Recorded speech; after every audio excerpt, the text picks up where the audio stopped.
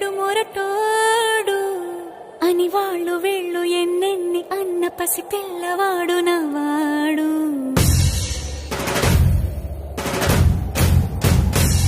వీడు ముండోడు అని ఊరు వాడ అనుకున్న గాని మహారాజు నాకు నవ్వాడు.